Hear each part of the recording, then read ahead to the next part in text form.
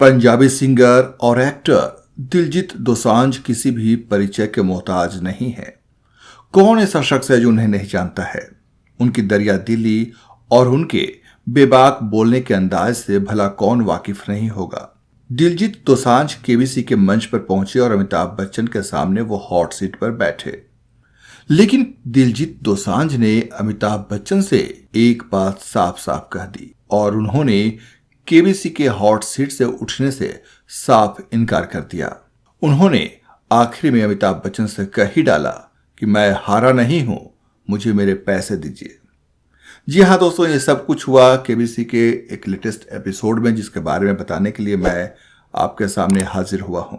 दिलजीत दोसांझ मजाकिया अंदाज और बेबाक तरीके से अपनी बात रखने के लिए जाने जाते हैं। कई सारे विवाद उनके साथ जुड़े और उन्होंने इन पर चुप्पी नहीं साधी, बल्कि अपने ही तरीके में, अपने ही अंदाज में इन चीजों का जवाब दिया। अब वो पंजाब में आई बाढ़ की वजह से जो तबाही मची है, उसके लिए केबीसी में पहुंचे थे ताकि यहाँ के मंच से जीतकर वो वहां की मदद कर सके। केबीसी में आने का मकसद उनका इनाम जीतना नहीं था, बल्कि पंजाब में जो विनाश हुआ है, जो तबाही मची है, उसका मैसेज, उसकी तस्वीर देश के सामने रखने की कोशिश थी। वो पंजाब की मदद के लिए बातों को देश के प्लेटफॉर्म पर, नेशनल प्लेटफॉर्म पर रखना चाहते थे और इसीलिए उन्होंने केबीसी के प्लेटफॉर्म को चुना। केबीसी में आने के लिए मौका देने के लिए उन्होंने अमिताभ बच्चन और केबीसी की टीम को बहुत बहुत धन्यवाद दिया। लेकिन खेल समाप्त होने के बाद उन्होंने अमिताभ बच्चन से कुछ ऐसा किया जो कि अब बेहद वायरल हो रहा है। इस शो का टेलीकास्ट सोनी टीवी पर 31 अक्टूबर को किया गया था। जी हाँ, 31 अक्टूबर के इस एपिसोड में स्पेशल गेस्ट के तौर पर दिलजीत दोसांझ को आमंत्रित किया गया था। जैसा कि मैंने आपको बताया कि दिलजीत पंजाब के बाढ़ पीड़ितों की मदद के लिए, उनकी बातों को नेशनल प्लेटफॉर्म पर पहुंचाने के लिए इस गेम में शामिल हुए थे। दिलजीत दोसांझ ने बिल्कुल ही किसी मंजे हुए खिलाड़ी की तरह केबीसी के सारे सवालों के जवाब दिए। इस दरमियान अमिताभ बच्चन के साथ बातचीत के दौरान उन्होंने कई किस्से भी सुनाए। आप जानते हैं कि अमिताभ बच्चन किसी भी कंटेस्टेंट के साथ किस तरह से घुल मिल जाते हैं और जब सामने दिलजीत दोसांझ हों तो बात ही कुछ और होती है। अमिताभ बच्चन ने दिलजीत से सवाल करते हुए पूछा कि हमने सुना है कि आपने पंजाब के 10 गांवों को गोद लिया है। तो दिलजीत दोसांझ क्या कहते हैं, वो बड़े ही गौर से सुनिएगा, और क्योंकि दिलजीत दोसांझ का जवाब आपके दिल को छू लेगा।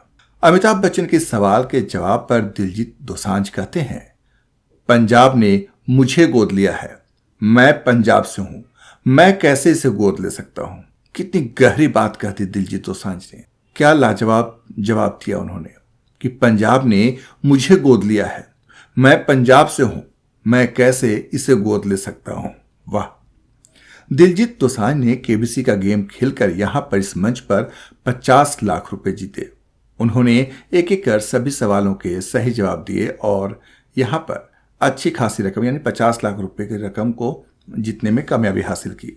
50 लाख के बाद बारी आती है 1 करोड़ और 7 करोड़ यानी 2 सवालों के 2 पड़ाव की बारी आती है, जिसके बाद दिलजीत दोसांझ यहां से जो मैक्सिमम अमाउंट है केबीसी का इनाम राशि है जीतने की, वो है 7 करोड़ और दिलजीत दोसांझ 50 लाख रुपए की इनाम राशि जीतने के बाद 7 करोड़ रुपए के जीतने की कगार पर पहुंच जाते हैं और इसके लिए उन्हें केवल 2 कदम का फासला तय करना था, यानी 2 स्टेप आगे बढ़ना था, 2 सवालों के सही जवाब देने थे और तब दिलजीत यहां से 50 लाख की बजाय 7 करोड़ रुपए भी जीत जाते। इसी बीच क्या होता है कि अचानक वहां पर हूटर की आवाज आती है और ये आवाज केबीसी के उस दिन के एपिसोड के खत्म होने का संकेत देती है। अमिताभ बच्चन दिलजीत को बताते हैं कि समय समाप्त हो गया है और आप आगे गेम नहीं खेल पाएंगे। अब इतना सुनते ही दिलजीत दोसांझ ने मजाकिया अंदाज में अमिताभ बच्चन की इस बात का विरोध जताया। उन्होंने कहा, मैं भी हारा नहीं हूं, मुझे आप मेरे पैसे दे दो, मेरे पास अभी भी एक लाइफलाइन बाकी है और 2 सवाल बाकी हैं, आप अभी भी पूछ सकते हैं और मैं उनके जवाब आसानी से दे दूंगा। लेकिन गेम के रूल्स के मुताबिक ये केबीसी का ये एपिसोड खत्म हो चुका था। हालांकि दिलजीत दोसांझ ने भी मजाकिया अंदाज में गेम खत्म होने के बाद भी हॉट सीट से उठने से मना कर दिया। उन्होंने कहा, यानी कि दिलजीत ने अमिताभ बच्चन से मजाकिया अंदाज में कहा कि अमिताभ बच्चन के बारे में उन्होंने आरोप लगाया कि आप उनकी लाइफलाइन आपने बर्बाद कर दी, क्योंकि मैं लाइफलाइन लेना नहीं चाहता था। दरअसल उन्होंने एक सवाल के ऊपर लाइफलाइन का इस्तेमाल किया था और अमिताभ बच्चन ने जब वो सवाल के जवाब को लेकर कंफ्यूज थे तो अमिताभ बच्चन ने उन्हें हिंट दिया कि आप अपनी लाइफलाइन का इस्तेमाल कर सकते हैं। अगर कंफ्यूजन की स्थिति है तो आप लाइफलाइन का इस्तेमाल कर सकते हैं, जैसा कि अमिताभ बच्चन किसी भी कंटेस्टेंट के साथ देते हैं जो कि हॉट सीट पर पहुंचता है। यहां पर भी दिलजीत दोसांझ की हिचकिचाहट को देखते हुए अमिताभ बच्चन ने उन्हें लाइफलाइन लेने के लिए इशारा किया, समझाया। तो अमिताभ बच्चन की बात लाइन थी वो मैं आपको बताता हूं कि गलत नहीं होगा अगर आप लाइफलाइन लेते हैं, इससे आपका कॉन्फिडेंस बढ़ेगा। और इसके बाद उस सवाल का जवाब देने के लिए दिलजीत दोसांझ 50-50 लाइफलाइन का इस्तेमाल करते हैं। लाइफलाइन के बाद जो 2 ऑप्शन बच जाते हैं उनमें से एक ऑप्शन के बारे में पहले से दिलजीत को पता था कि ऑप्शन बी ही होने वाला है और उन्होंने वो चूज कर लिया। लेकिन उन्होंने अब अमिताभ बच्चन पर आरोप लगाया कि मैंने अपनी लाइफलाइन बर्बाद कर दी। इसके बाद अमिताभ बच्चन ने मजाकिया अंदाज में उतराते ही उन्होंने कहा कि आपके पास तीसरी लाइफलाइन भी बची है। इस पर दिलजीत ने लाइफलाइन लेने से मना कर दिया और ऑप्शन बी को लॉक करके वो 50 लाख रुपए जीत जाते हैं। इस तरह से जब दिलजीत यहां से पैसे जीतते हैं, लेकिन वो गेम काफी अच्छा खेलते हैं और अच्छा खेलने की वजह से वो केवल 2 सवाल दूर रहते हैं, लेकिन संयोगवश तभी हुटर बच जाता है। अब आप ये भी देखिए कि दिलजीत जो ये पैसे जीतेंगे तो वो और एक चैरिटी फाउंडेशन है वो मिलकर ये पैसे पंजाब के बाढ़ पीड़ितों की मदद में खर्च करेंगे। अब आप सोच सकते हैं कि दिलजीत दोसांझ किस नेक दिली के साथ इस गेम को खेलने यहाँ पर पहुंचे थे। हालांकि इस गेम के दरमियान दिलजीत दोसांझ ने अमिताभ बच्चन के पैर भी छुए थे और जिस पर उन्हें एक आतंकी संगठन से धमकी भी मिली थी। लेकिन इस पर जो दिलीप दोसांझ ने जवाब दिया, वाकई में उनके इस जवाब ने भी लोगों का दिल जीत लिया। दिलजीत दोसांझ ने साफ कहा कि वो जब इस मसले पर काफी विवाद बढ़ा, धमकी वाली बात पर, तो दिलजीत दोसांझ ने इंस्टाग्राम पर अपनी एक स्टोरी शेयर की। वहां उन्होंने जो पैर छुआ था अमिताभ बच्चन का उस फोटो को, इमेज को पोस्ट किया इंस्टाग्राम स्टोरी पर और उन्होंने लिखा, मैं वहां किसी फिल्म या गाने के प्रमोशन के लिए नहीं गया था। मैं पंजाब में आई बाढ़ के मुद्दे को राष्ट्रीय स्तर पर उठाने और लोगों से मदद की अपील करने गया था।